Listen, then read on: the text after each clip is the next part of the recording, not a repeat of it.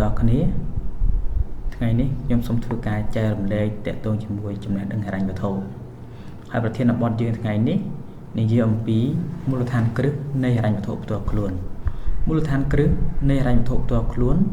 ជារួមវាមានសកម្មភាពសំខាន់ដូចជាការរកប្រាក់ចំណូលការគ្រប់គ្រងចំណាយ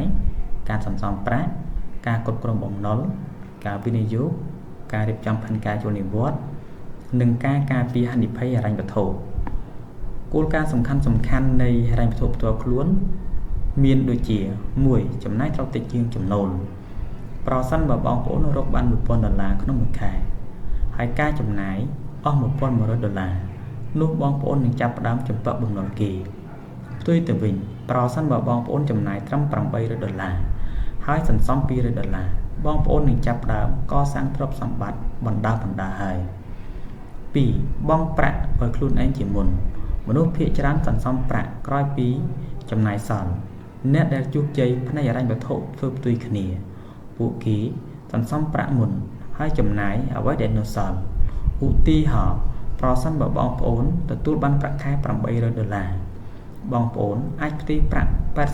$80ឬក៏ 10% ទៅគណនីសន្សំភ្លាមហើយគណនីសន្សំនេះមិនអាចប៉ះពាល់ជាដាច់ខាតទី 3 បង្កើនមូលនិធិបម្រុងជីវិតពោរពេញទៅដោយភាពមិនប្រាកដប្រជាជួនកាលមានជំងឺជួនកាលបាត់បង់ការងារមានគ្រោះថ្នាក់ឬមានបញ្ហាអាជីវកម្មដូចនេះបងប្អូនគួរតែមានប្រាក់បម្រុង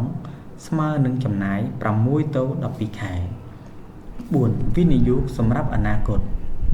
ការសន្សំប្រាក់តែមួយមុខមិនគ្រប់គ្រាន់ទេព្រោះអតិផរណាធ្វើតម្លៃប្រាក់ធ្លាក់ចុះជារៀងរាល់ឆ្នាំ